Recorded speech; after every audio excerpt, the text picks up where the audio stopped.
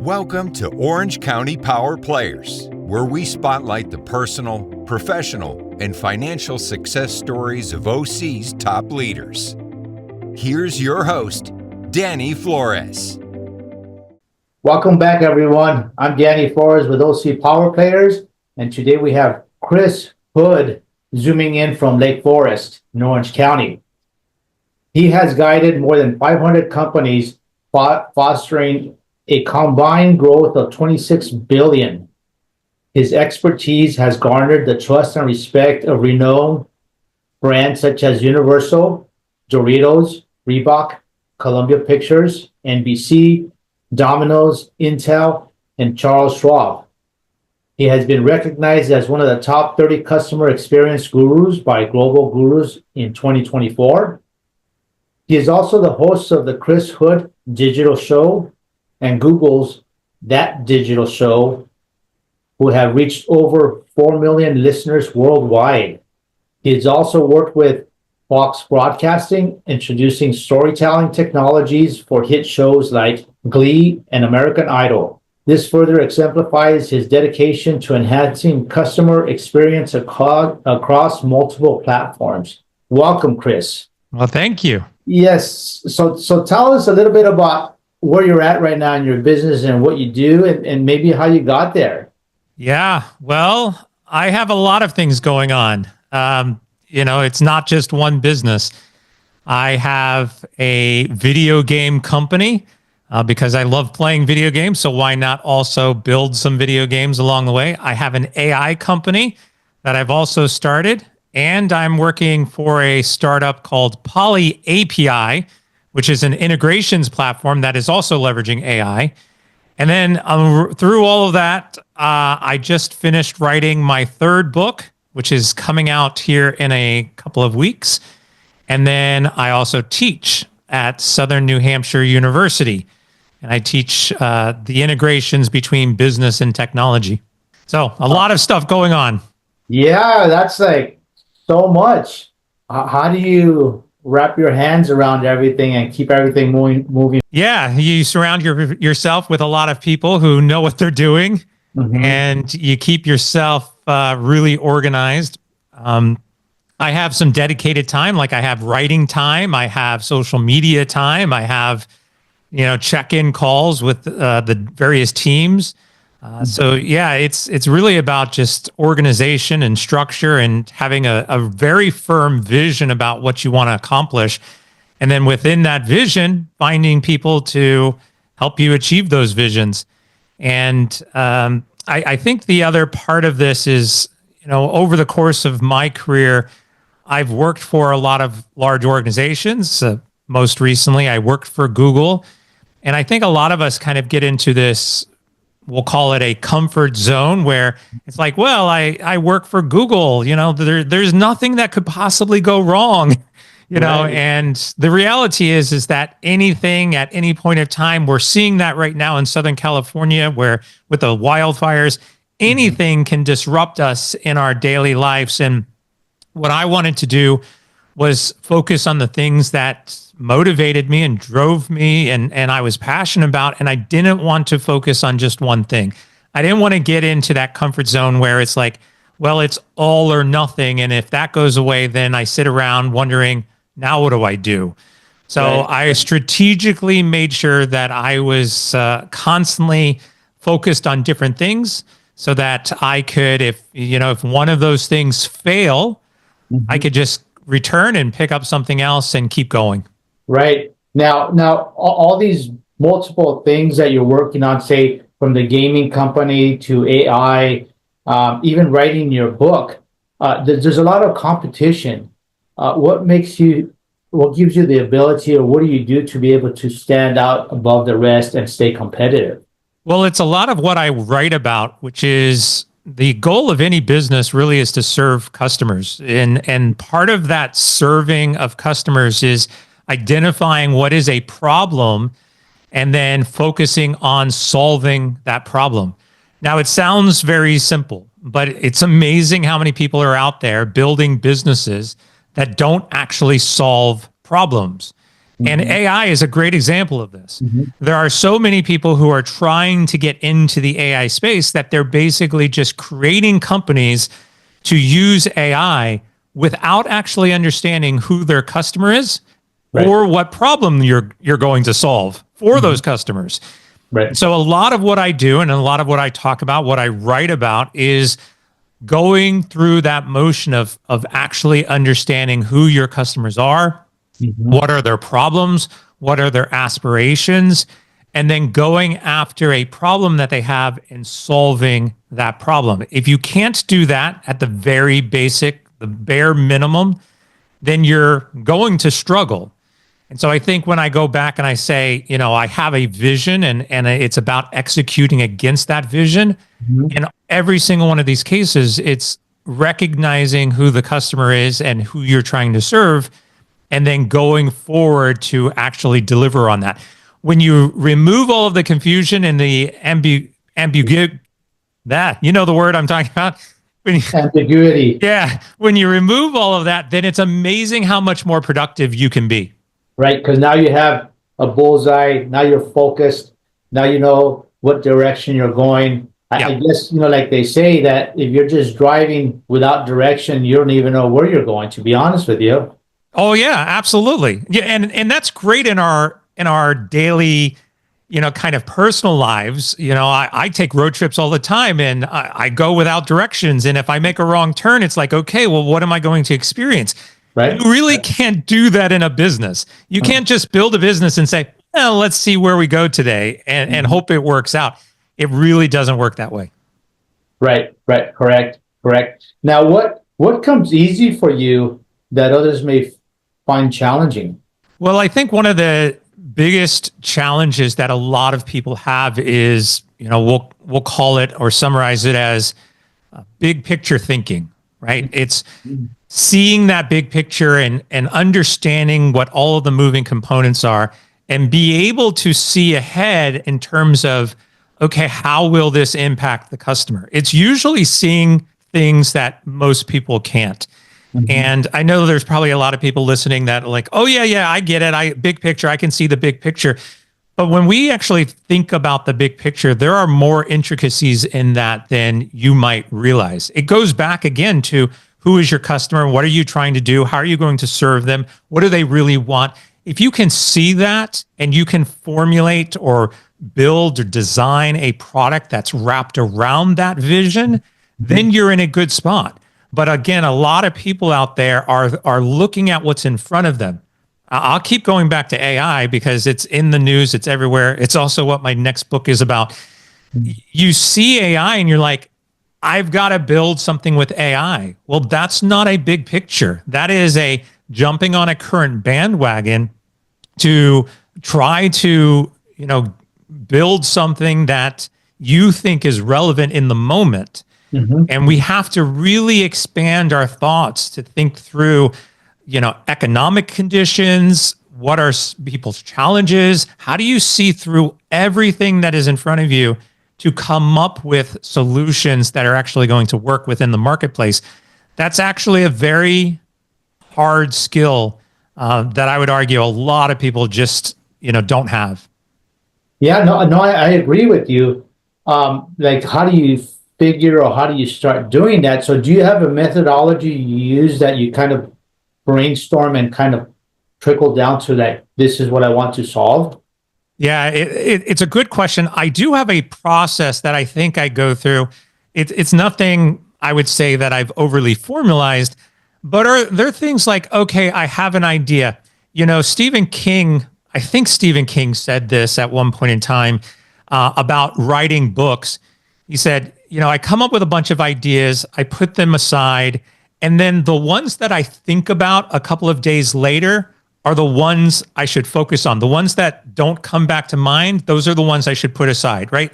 Typical idea process, like, oh, that's a good idea. That's not a good idea. Well, if you're thinking about it 2, 3, 4, 5 days later, odds are it's a good idea. All of those other ideas, just put aside. Those probably aren't going to work out. So that's one. But then you have to go and start doing the research. You have to do the legwork. It's things like look up do a search online for a domain name even and see if something pops up and if somebody else is working on it. I'll give you a great example. Right now, again, we've got fires happening in Los Angeles, and I was talking with my wife, and one of the things we were talking about was, well, why aren't there more sprinkler systems for outdoors? And I thought, you know what would be really good is in the movies, anytime that you want it to rain, they have rain systems that are basically giant sprinklers hanging up in the sky that shoot water out, and it makes it look like it's raining. And you can do that during times when it's actually not raining. Why don't we put these giant sprinkler rain machines on top of homes so that when fires happen, we just make it artificially rain? And I sat there and I thought, well, hold on, that's actually a really good idea. First thing I did was I put in like rain machines for roofs and popped up a whole bunch of companies who are actually doing this.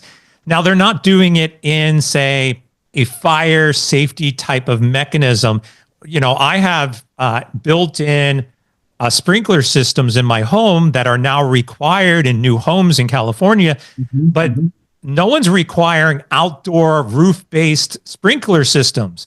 So I can continue to dive into this idea, do the research, figure out if this is a problem. Well, we know it's currently a problem. People are asking about it, but is it a problem for just California, or is it a problem for the rest of the country? Maybe, right? So now I'm limiting my market, and some people might say, well, a limited market is better than no market. But you have to go through that process of research and asking the questions and validating it and trying to determine, is this something truly worth working on? Does it make sense? Or am I just trying to force it to work because it's my idea and I think it's a good idea? And I'll give you one more quick thing on that validation. Right. So many entrepreneurs have ideas and they go to people and they say, hey, here's my idea. Let me pitch it to you. And you pitch the idea. You know, I've got 2 pieces of bread and some peanut butter and jelly, and I'm going to put them together, and it's called peanut butter and jelly sandwich. What do you think? In most cases, the people who you're pitching it to are going to say, oh, yeah, that sounds like a great idea. Your mom is not a valid resource to vet an idea. And yet so many times we sit there and we talk to relatives or people we know, and they say, well, the people I know think it's a great idea. Right. Those are not the right people to talk to. That's very true. Now, what has been one of your biggest challenges you've had to overcome in your career? For me personally, probably doing too much. You know, as we've been talking about, you know, just being overwhelmed and having a lot on my plate and trying to juggle it all. I mean, obviously that is going to be a challenge from time to time. What's interesting is the reverse of that. There have been times where I sit around and I'm like, I have nothing to do. What am I going to do? And I have to go and try to find new things to work on and stimulate me. So, you know, my challenges are always going to be, I have too many ideas and too many things that I want to try to tackle. And how can I do it all? And all I can do is create a priority list and say, okay, that's on the back burner. This is a priority. This is something I need to do now. And then when I have those times, I can go back and explore, you know, new ideas. Right. And that was going to be my next question is, if you have 10 ideas, how do you figure which ones to do first? And the other question is, how would you not dilute your efforts if you're doing too much, where now you're not going to reach the goals or be as productive as you want in particular projects? Yeah, I think dilution is one of those questions that it depends upon the person, right? So, you know, I guess Elon Musk sort of comes to mind. He has multiple ventures, and could we argue that he's diluted any one of those ventures? I don't think we could argue that he has. I mean, different people might look at that in different ways, but I do think that there's a personality trait in there in that conversation. For one person or for somebody, a single project is probably overwhelming. You know, for another person who has years and years of experience and can quickly understand and build products and produce content and write and market things, one project might be completed in 30 minutes, right? So I think individually you have to understand what is your limits and then focus on that. For a lot of people, they are going to tell you that one company is more than enough for them. One project is more than enough for them. But I will always argue that even if you are focused on one job, one thing, that you should still have something that you are working on. You can call it a side hustle. You could call it a pet project. You could call it a hobby. Whatever that other thing is, you should be spending some amount of time in that other domain. Because again, if you get fired, if your company falls apart, if you go out of business, if your biggest client leaves you and goes to a competitor, if your warehouse burns down, unfortunately, like any of these things that happen, what are you going to do next? And instead of sitting there and saying, I don't know what I'm going to do with my life, or it was my dream job and I just lost my dream job, woe is me, now what do I do? Right. You should always have something to fall back on. And if you can keep that kind of mindset, that's where you're going to be a little bit more productive, even if it's in just that one thing or two things that you want to focus on. Right. No, that definitely makes sense. That way you have somewhere to keep going and use your energy and your talents to provide something useful for some other people or companies. Here's another example. You've got a podcast, and I'm going to assume that this podcast is not the only thing you are doing. Now, the podcast might be in coordination with something else you're working on as a marketing driver or something else, but you still have managed to find the time to produce a podcast while doing all the other things that you have to do on your daily job. And it's that kind of way you have to look at it. How do I make the time for the podcast while also doing all these other things? Right. And then you just figure out what are those things that you want to focus on that are meaningful and going to contribute to your work. Right. No, that's, you know what, that's absolutely true. And that kind of opens my eyes and say, yes, we are doing multiple things. And sometimes, you know, what's interesting as an entrepreneur, sometimes you just land like that. You open your eyes and you're like, wow, I'm doing all these things. I don't even know how I got there. Right. You know, you come up with the ideas and you kind of incorporate them and you just kind of fit them in your calendar that doesn't have any more room, but you kind of figure it out. And then it starts taking off and you're like, wow, okay, I had no idea. Yeah. You know, it's just, and I think the other thing that we have to keep track of is make sure whatever we choose to do, that we're having a good time doing it, that we're enjoying it. That makes it makes all the difference in the world. Absolutely. Yes. So, well, it looks like, Chris, like everything you're doing and your businesses and your books, you know, you're doing really well with that. Congratulations on that. Now, if you know, business owners such as yourselves that also have your active businesses, some people look for passive investments where they can go out and create additional revenue streams without it taking too much time from them. What are your thoughts on that? Yeah, I think this all comes back together with what are the things you want to focus on. And if there's a side project, side hustle, whatever it is that you can do to generate additional revenue, great. Like spend the time and invest in that. You're still going to have to invest some amount of time, energy, money into it. Right. Cryptocurrency, as an example, somebody might be like, well, yeah, I'm going to invest a little bit in crypto and watch the markets. If not that investment, maybe it's the stocks and some other investments that you can do somewhat passively. That could be one area. Writing a book, right? I will be fully honest with you. Anybody out there who's thinking about writing a book and thinking you're going to make money off of writing the book, that is not what's going to happen. Right. But I will use the book as a means to do public speaking. I get paid for going and doing a lot of consulting work and public speaking events. And so I've written the book as a catalyst to get me into other things. And that usually doesn't take a lot of time. I might have to travel for the day, or I might go into an office and spend 4 hours for a workshop. But, 4 hours for a workshop and you get a little extra money on the side, that's well worth it. The credibility comes from writing the book. And so that's how that all kind of works together. But yeah, there's a lot of things like that you can do on the side to keep a little extra income flowing in. Right. And one thing that I'd like to do is, do you want to put a plug in for your book? What's the title of the book? When is it coming out, and how can people get it? Yeah. Crazy enough, I have the first draft copy here that I got from Amazon, the paperback version. I've got a hardcover coming and everything else. But the book is called Infallible.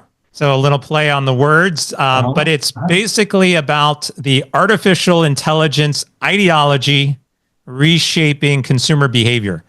And so it's an in-depth look at all of the different types of roles that we have in businesses around customer support and customer success, customer experience, and how AI is directly impacting those experiences through the consumer's eyes. And again, I call it the ideology because the belief in AI has really changed a lot of people's perspectives to a ideological viewpoint, almost a religion. And the unfortunate thing is, it's not just diluting the actual meaning of AI, but in a lot of cases, people don't really understand what the AI is capable of doing. And I've kind of talked about this, where the capabilities of AI today and what people believe AI is capable of doing is about a 7-year gap. And that's a huge challenge for businesses to try to maneuver through that, especially as consumers are getting more frustrated with it. Right. No, that's great. Now, is it available in Audible books? Is it all on Amazon? It will be available everywhere, but it gets launched January 31st. So just a couple more weeks, and then you'll be able to get it off of Amazon, Barnes & Noble, or really any book platform. Wow. Awesome. That's awesome. Great to hear. And hopefully this helps your book sales here. Yeah. Any little bit helps. I get that. I understand that part of it. So as we wrap up our interview, what does 2025 look like for you? I have no idea. I mean, it's an interesting question that we ask people all the time, right? But the reality is I have so many different things that are in motion right now. Any one of those could just blow up. It changes the trajectory of where I'm going. And that's what I like about it is I try not to sit there and make really bold goals for myself saying, oh, I'm going to get 5 speaking engagements. Oh, I'm going to sell 1,000 copies of my book. Oh, I'm going to boost this new company to $1 million in revenue, whatever. I don't think about it that way. I think about, what do I have in front of me that I can tackle, and what's exciting, what's relevant, what's motivating me, what's going to get me up in the morning, and then drive it, really just drive it and hope that something's going to be successful. If it changes directions, then I'm ready to rapidly pivot to something else. Right. And it can. We know that things can change instantly, right? Without even seeing that it's coming, right? That's exactly it. In a good way or even in a bad way too. So, okay, very good. That's awesome. Chris, thank you so much for coming on and sharing your insight, your tips, and everything you've done, and even your book. Now, if somebody wanted to get a hold of you, how could they get a hold of you? Best way to get a hold of me is on my website at chrishood.com, CHRISHOOD.com. And there you can find my social media profiles. You can find my books. You can find ways to contact me. Everything is right there, chrishood.com. Perfect. Well, thanks so much for coming on today and sharing. Just wanted to, wish you a great 2025. Make sure hopefully your book does very well. I'm sure it will. And just thanks for coming on. Appreciate it. Thanks for listening to Orange County Power Players. Want to share your success story? Apply to be a guest at ocpowerplayers.com/guest.